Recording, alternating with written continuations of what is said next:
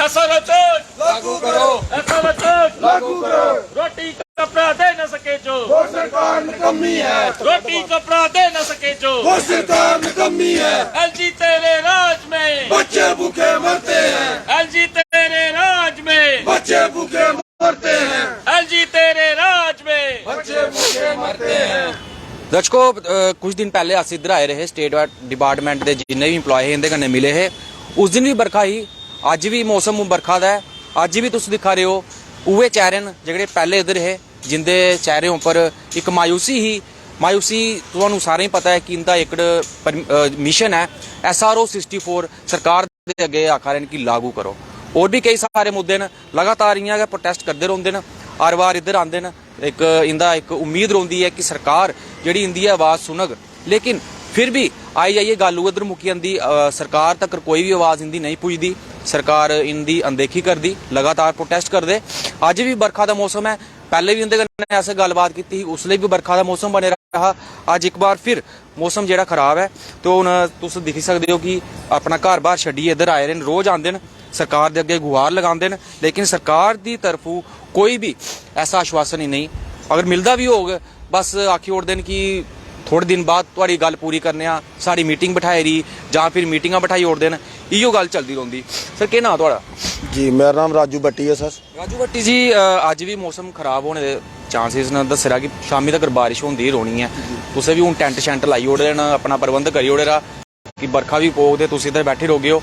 तो हुण लेकिन सरकार दी तरफों सरकार किन्नी आवाज़ तुहाड़ी सुना रही है? सर हमें आज 102 दिन हो गए हैं सर, लगातार स्टेट डिपार्टमेंट के जो मुलाजिम है हड़ताल पे बैठे हुए हैं। अभी तक हमारी किसी भी शुद्ध बुद्ध कोई मिनिस्टर है या कोई भी LG साहब है, जितने बड़े बड़े अधिकारी है, किसी ने भी हमारी शुद्ध बुद्ध नहीं ली। हम जय गवर्नमेंट को अपील करते हैं, जैसे 28 तारीख को कोई हमारा प्रोग्राम आ रहा है, उसमें बढ़ चढ़ के हम हिस्सा लेंगे और जहाँ तक हमारी जद्दोजहद होगी गवर्नमेंट के साथ करेंगे।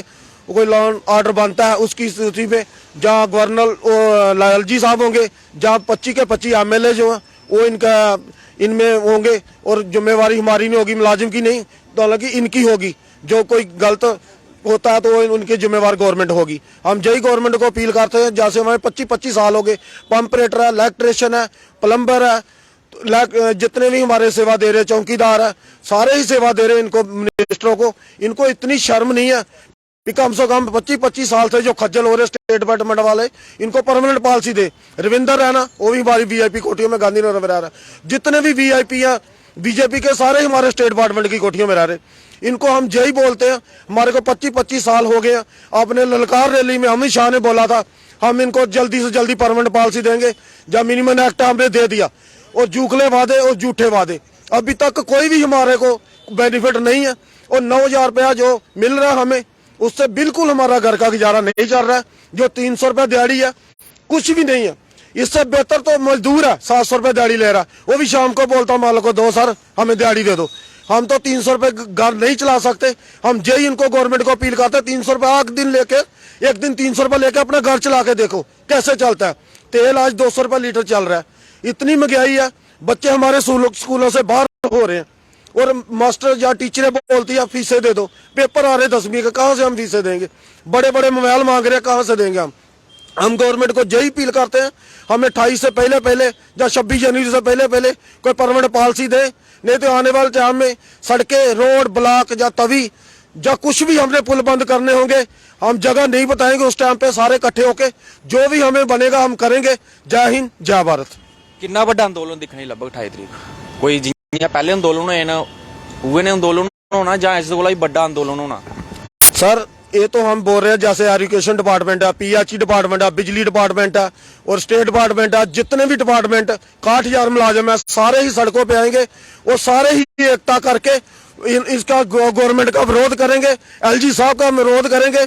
जैसे इनको सोचने में आया, अभी तक कुछ भी नहीं, सब कुछ फाइलें भी बन गई है, सब कुछ बना, कमेटियां भी बनी है, और कमेटियों का हमें कोई भी बेनिफिट नहीं हुआ। इसलिए हम गवर्नमेंट को बोलते हैं कमेटियां जितनी मर्जी बनाओ, हमें कमेटियों से कुछ नहीं लेना देना, हमें सिर्फ परमानेंट पॉलिसी दे दो। SRO 64 के मुकाबले अभी नहीं तो कभी नहीं, पॉलिसी नहीं तो घर वापसी नहीं। जय हमारा नारा है, घर वापसी नहीं। ये इनकी आवाज़ सुनी। हमारे साथ महिला एम्प्लॉय भी हैं जो कि यहाँ पर लगातार प्रदर्शन कर रही हैं, और इनसे हम बात करेंगे। क्या नाम है मैम आपका? ਸੁਸ਼ਮਾ ਕਿੰਨੀ ਦੇਰ ਹੋਈ ਤੁਹਾਨੂੰ ਤੇ ਕੰਮ? ਅਸੀਂ 25 ਕੋਲ ਜ਼ਿਆਦਾ ਸਾਲ ਹੋ ਗਏ ਨਾ। ਹਾਂਜੀ ਅਸ ਰੋਜ਼ ਧਰਨਾ ਦੇ ਕਰਨੇ ਆ, ਸਾਡੀ ਕੋਈ ਸੁਣਾਈ ਨਹੀਂ ਹੈ, ਅੱਜ ਤੱਕ ਕੋਈ ਸੁਣਦਾ ਹੀ ਨਹੀਂ। नहीं नरेंद्र मोदी और ते बड़े बड़े वादे करते ना, बीजेपी सरकार ही वादे करती ना कि बेटी बचाओ बेटी पढ़ाओ, ते कोई ਤੁਹਾਨੂੰ नहीं लगता? लेकिन पूरे ने ना किते साले तो कुछ भी नहीं है। बीजेपी रविंदर रैना भी अध्यक्ष बड़े आए होने ਤੁਹਾਡੇ कन्नै मिले होने, गलबात कोई नहीं मिलता। किन्ने महीने इत्थे बैठे, चौथे महीने च जाने अस, साढ़े कन्नै कोई नहीं आया इत्थे, साढ़े कोई समझौता नहीं, साढ़े कन्नै गलबात नहीं की। गए उनके कन्नै मिलने ताईं? साढ़े गए मिलने, उन्होंने कोई गलबात नहीं की। कुछ महीने टाइम दिता, दिखने भला केड़ा महीना आंदा। किन्ने महीने होई टाइम दिंदे? महीना ही क्या 25 साल हो गए। 25 साल तो ज्यादा ही निकले।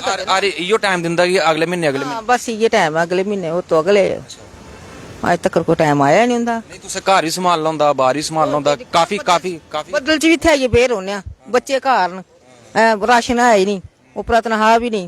साले तो बड़ी मजबूरी है, बहुत ज्यादा मजबूरी है साले। आंदे गुदरू हो अस न्यू प्लाट दा डेली दा किराया खर्च रोज 2 बारी 4 बारी खर्चने अस किराया। हाँ कितना किराया खर्च? 7 रुपए। हाँ एक पासे दा 9000 रुपए थोड़ी तनख्वाह है।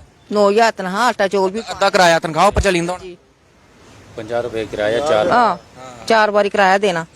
हाँ ते आपू भी ठीक नहीं रहंदे हैं, मैं ही घर चलानी। दवाइयां दे खर्चे बक्खरे होने, और के बीपी हाई रहंदे ने, तनख्वाहियां जिन्नी मिलदी वो सारी दवाई ऊपर ते किराया। और के आपू काम नहीं करते, काज नहीं करते, वो ठीक नहीं रहंदे हैं। बस ये साडी प्रॉब्लम है, साडी बड़ी। ਇਹ ਤੁਸੀਂ ਇਹਦੀ ਗੱਲਾਂ ਸੁਣੀਆਂ ਕਿ ਕਿੰਨਾ ਆਂਦੇ ਉਹ ਗੁਜ਼ਾਰਾ ਕਰ ਰਹੇ ਨੇ, ਕਿਰਾਇਆ ਖਰਚੀ ਆਂਦੇ ਨੇ, ਦਵਾਈਆਂ ਖਰਚਾ ਵੀ ਦਿਖਣਾ 9000 ਰੁਪਏ ਵਿੱਚ, ਬੱਚੇ ਦਾ ਪੜ੍ਹਾਈ ਵੀ ਦਿਖਣੀ, ਸਾਰਾ ਕੁਝ ਦਿਖਣਾ। ਇਹ ਜਿਹੜੇ ਅੱਜ ਦੇ ਕੱਲ ਦੇ ਜਿਹੜੇ ਲੋਕ ਨੇ, ਜਿਹੜੇ EMPLOYE ਨੇ प्रदर्शन करा रहे, सारी गल्लां ਤੁਹਾਡੇ सामने साफ हो रही। और भी हैं साढ़े कन्नै EMPLOYE। क्या नाम है आपका? सर मेरा नाम मोहम्मद शफी है। मैं आपके चैनल का बहुत बहुत धन्यवाद करना चाहता हूँ। आज हमें 102 दिन जो है स्टेट डिपार्टमेंट के अंदर बैठे हुए हो गए, लेकिन अभी तक हमारी सुनवाई जो है गवर्नमेंट तक नहीं पहुंची।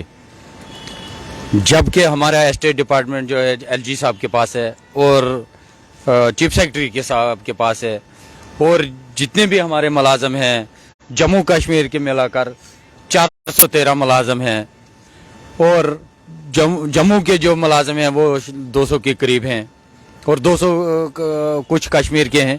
लेकिन अभी तक हमारा मसला हल नहीं हुआ। हमारी फाइलें भी ओके हैं। 5th कमेटी मीटिंग की फाइनेंस की हुई है, वो भी हो गई है। और LG इसको चीफ सेक्रेटरी साहब को जब ये फाइनेंस कमिश्नर थे उस समय इन्होंने ही वो फाइलें तैयार की थी, इन्होंने ही SRO 5 के तहत वो फाइलें तैयार की थी। वो फाइलें जो है अभी सेक्रेटरीट के अंदर धूल चाट रही हैं, और चीफ सेक्रेटरी साहब खुद भी जानते हुए भी अनदेखी कर रहे हैं। लेकिन अगर म्युनिसिपैलिटी के अंदर 600 मुलाजम परमिट हो सकते हैं, तो जो डिपार्टमेंट LG साहब के अंडर में और चीफ सेक्रेटरी के साहब के अंडर में है, और चीफ सेक्रेटरी ने जो खुद फाइनेंस कमिश्नर जब थे तब इन्होंने वो फाइलें जो 5th कमेटी मीटिंग बनाई थी, वो आर्डर भी जो है वो जूं के तूं पड़े हुए हैं, एक साइन की वजह से वो रह गए। अब कारण क्या है, वो साइन क्यों नहीं हो पाए, ये तो इस वक्त चीफ सेक्रेटरी साहब को ही मालूम होगा। क्योंकि स्टेट डिपार्टमेंट के अंदर कोई ज्यादा मुलाजम नहीं है, 413 मुलाजम है, और जो 24 घंटे इनकी सेवा देते हैं, चाहे वो चीफ सेक्रेटरी साहब के पास कोठी में काम कर रहे होंगे, या गवर्नर साहब की बंगलों में काम करते होंगे, या कोठी में काम करते होंगे, या अन्य कमिश्नर, एडवाइजर, अफसर जितने भी हैं, ब्यूरोक्रेट हैं, इनके साथ काम कर रहे हैं। वो सफाई कर्मचारी हैं, इलेक्ट्रिशियन है, पंप ऑपरेटर है, हर तरह के मुलाजम जो है वहां पे इनकी सेवा 24 घंटे देते हैं। लेकिन उसके बावजूद भी हमें बड़े अफसोस से कहना पड़ता है कि आखिर स्टेट डिपार्टमेंट इनके पास होने के बावजूद भी हमारा मसला क्यों नहीं हल हो रहा है। अब हम मोहर लगाएं तो किससे गुहार लगाएंगे? अब हमारी आवाज सुनेगा तो कौन सुनेगा? क्योंकि हमारे आवाज सुनने वाले तो यही ऊपर बैठे हुए हैं, चीफ सेक्रेटरी साहब और गवर्नर साहब, और इनको खूब ही जानते भी हुए भी अनदेखी कर रहे हैं। तो कहां तक जनाब इंसाफ होगा अब हम यही गवर्नर साहब से, चीफ सेक्रेटरी साहब से हाथ जोड़कर अपील करते हैं कि एस्टेट डिपार्टमेंट के अंदर हमारे मसले हल करो, नहीं तो वरना 26 तारीख से पहले अगर हो गए हमारे मसले हल, नहीं तो इन्होंने सोचा कि जैसे पहले ये कंपनी बाग बीएचई वालों ने बंद किया था या बाकी हड़ताल चलती रही थी, उसके साथ डिविजनल कमिश्नर ने 1 महीने का मौका दिया था कि 1 महीने के अंदर हम आपके मसले सारे हल करेंगे, लेकिन वो महीना भी चले गया, अभी तक मसला हल नहीं हुआ। अभी भी इनके पास मौका है 26 जनवरी तक, अगर ये उससे पहले 26 जनवरी तक यह मसला हल करते हैं तो ठीक है, नहीं तो आने वाले 28 तारीख को जितने भी ऑल डिपार्टमेंट जो है जम्मू कश्मीर के कैजुअल लेबर यूनाइटेड फ्रंट, इनसे मैं तमाम से अपील करता हूं हाथ जोड़कर कि तमाम रोडों पे आए और गवर्नमेंट को अपना जदोजहद करके दिखाएं और पानी बिजली सब बंद करके और गवर्नर का घेराव करके और सेक्रेटरी का घेराव करते हुए, ताकि इनकी नींद खुलेगी और हमारे मसले जो है हल हो जाएंगे। वरना जितने भी कुछ वहां पे कोई लॉ इन ऑर्डर होगा वो जिम्मेवारी जो है गवर्नमेंट की होगी, ना कि मुलाजमों की। आपका क्या नाम? खाला राम है मेरा सर नाम। खुदरू आंदे हो? मैं तो इतने गांधीनगर। हाँ जी, ज्यादा कोल नहीं। कितनी देर हुई काम? इतने भी 26 साल हो गए थे। 20 साल हुई है। फुल ड्यूटी देंदे हो? फुल ड्यूटी जी। जी हाँ जी। रोज प्रोटेस्ट कर दो? बिल्कुल रोज प्रोटेस्ट चल रहा है। मिलिया प्रोटेस्ट करिए? प्रोटेस्ट करके मिलते पहला हाल तो कुछ नहीं मिलेगा, मगर उम्मीद है कि शायद कुछ ना कुछ गवर्नमेंट करेगी। बड़ी उम्मीद है कि 27 से पहले कुछ ना कुछ हल करेंगे जी, मगर नहीं तो अगर नहीं हल करते तो फिर हम देखेंगे क्या करना है। ऑल डिपार्टमेंट जो है इस टाइम इकट्ठा हो रहा है, सारे हर जगह मैसेज हमने दे दिए हैं कि अगर बड़ी उम्मीद है कि जल्दी से जल्दी एक गवर्नमेंट सोच रही है, शायद तो कुछ ना कुछ बड़ी उम्मीद है कि 26 तक कोई ना कोई लॉन्च कर देंगे। 26 का टाइम, 27 का टाइम भी इनके पास है। बड़ी उम्मीद है कि शायद तो कुछ ना कुछ कर देंगे, क्योंकि इन्होंने वादा किया था, वादे का टाइम बस हो गया है। इसके बाद हम देखेंगे क्या करना है क्या नहीं करना है। बाकी जो गवर्नमेंट है इस टाइम बहुत दिलासे, जैसे बिजली का लॉन्च कर दिया है, 1 महीने का टाइम डाल दिया है। हमारा जो प्रोटेस्ट चल रहा है इसमें महीनों के टाइम अब नहीं डालने हैं, फिर कौन सा टाइम लेंगे, इसमें टाइम नहीं डालने, क्योंकि जितने टाइम हमने दिए थे इनके टाइम पूरे हो चुके हैं। अभी साफ इनका कहना था कि काफी टाइम दे दिया सरकार को, लेकिन अब 26 तारीख तक अगर ये हमारी मांगे पूरी नहीं करते हैं तो 28 तारीख को जितने भी डिपार्टमेंट हैं इकट्ठे होकर एक बड़ा आंदोलन सरकार के खिलाफ किया जाएगा।